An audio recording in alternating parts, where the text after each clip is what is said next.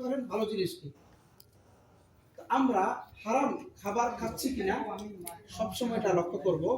আপনি যদি হারাম খান, আমি যদি হারাম খাই, কেউ যদি হারাম খায়, তাহলে সে যদি হাজারো দোয়া করে, দোয়া কবুল হবে না। মাতআমুহু হারামুন মালবাসুহু হারামুন ফাআন্না ইস্তাজাবু লাহু।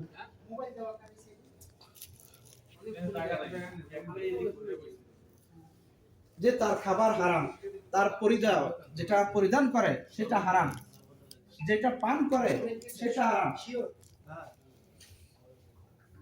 তাহলে তার দোয়া কিভাবে আল্লাহ তাআলার কাছে কবুল হবে? এই জন্য প্রিয় ভাইরা, খানার প্রভাব আমাদের শারীরিক এবং আমাদের ইবাদত সবকিছুর উপর নির্ভর করে। যার খাবার ভালো, যার খাবার পরিচ্ছন্ন,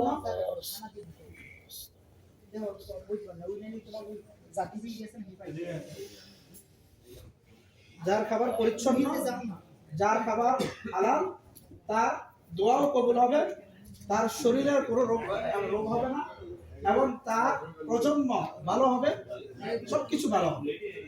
আর আপনি যদি হারাম দিয়ে আপনি অট্টালিকা বানাই ফেলেন, হারাম দিয়ে ভালো ভালো জিনিস খান, কোনো লাভ হবে না। হালাল দিয়ে যদি আপনি অল্প কিছু খান, এটাও আপনার জন্য অনেক কিছু।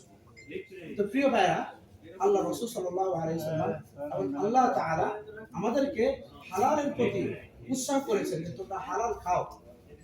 এজন্য বলেছে যে ইয়া আইয়ুহান নাসু কুলু মিম্মা ফিল আরদি হালালান তাইয়্যিবা। জমিনের মধ্যে যে হালাল বিষয়গুলো আছে, তোমরা হালাল হালাল জিনিস খাও, হারাম জিনিস খেও না। এখন আমরা অনেকে হারাম জিনিস, যেমন মদ হারাম, নেশাদ্রব্য বস্তু অনেক কিছু হারাম, আবার অনেক কিছু আছে সরাসরি হারাম না, কিন্তু এগুলোর কারণে হারামে পতিত হয়ে যাবেন। এমন জিনিসগুলো থেকে আমরা খরচ করব। বিশেষ করে এখন রমজানে অনেকে বিড়ি, সিগারেট আরো অনেক কিছু খান।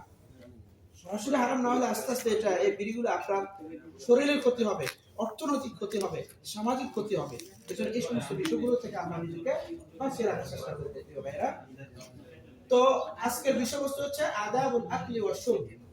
আপনি কিভাবে খানা খাবেন, কিভাবে পানাহার করবেন, কিভাবে খানা খেলে সুন্নত অনুযায়ী খানা হবে, এটার আলোচনা। এক নাম্বার হচ্ছে যে বিসমিল্লাহ পড়ে খানা খাওয়া। ফাকুলু মিম্মা যুকিরা ইসমুল্লাহ আলাইহি। এটা দ্বারা বোঝা যায় উৎসাহ করা হয়েছে আমাদের প্রতি খাবার আগে বিসমিল্লাহির রহমানির রহিম বলা, তাহলে খাবারের মধ্যে বরকত হবে। বিশেষ কোরআন আয়াত। দ্বিতীয় নম্বর হচ্ছে যে আল আকলু মিনাত তাইয়্যিবাত, হালাল খাবার। আমি পুরো বলেছি যে আপনি যে খাবারটা খাচ্ছেন সেটা যতটুকু সম্ভব আপনি যাচাই বাছাই করা, এবং এটা হালাল না হারাম এটা যাচাই করে তারপরে খাওয়া। আল আকলু মিনাত তাইয়্যিবাত, এটা কোরআনের মধ্যে এসেছে, ইয়া আইয়ুহান নাস কুলু মিম্মা ফিল আরদি হালালান তাইয়্যিবা। তারপর হচ্ছে যে খাবারের সময় আমরা অনেকে ইসরাফ করি। এজন্য বলা হয়েছে আদমুল ইসরাফ ফিল আকল ওয়াশ শুরব, যে খানা পানাহারের মধ্যে আমরা যাতে করে ইসরাফ না করি, নষ্ট না করি।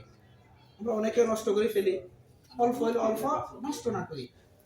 যা আছে এগুলাকে, এই নিয়ামতগুলো দেখা গেছে অন্যদের জন্য অনেক কিছু, আমার কাছে স্বাভাবিক মনে হচ্ছে, কিন্তু বিভিন্ন জায়গায় অনেক মানুষ আছে এইগুলো পাচ্ছে না সে।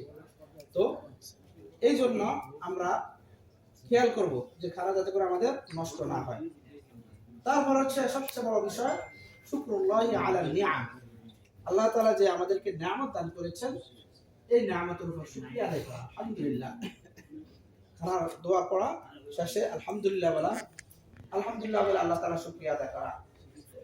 তো শুকরিয়া বহুত বড় জিনিস। আল্লাহ তাআলা বলেছেন লা ইন শাকারতুম লা আযীদান্নাকুম ওয়া লা ইন কাফারতুম ইন্না আযাবি লাশাদীদ। তোমরা যদি আমার শুকরিয়া আদায় করো তাহলে তোমাদের নিয়ামত আরো বাড়িয়ে দিবা, আর যদি তোমরা আমার শুকরিয়া আদায় না করো তাহলে তোমাদেরকে আমি যে নিয়ামত দিয়েছি সেই নিয়ামত আমি চিনিয়ে নিব, আবার নিশ্চয় আমার শাস্তি কঠিন। তো আমরা অনেকে আছি বাস প্রত্যেকে আসছে কি আসছে এগুলা দরকার নাই, খানা খেয়েছি হয়ে গেছে, আল্লাহ আলহামদুলিল্লাহ। আল্লাহ তাআলা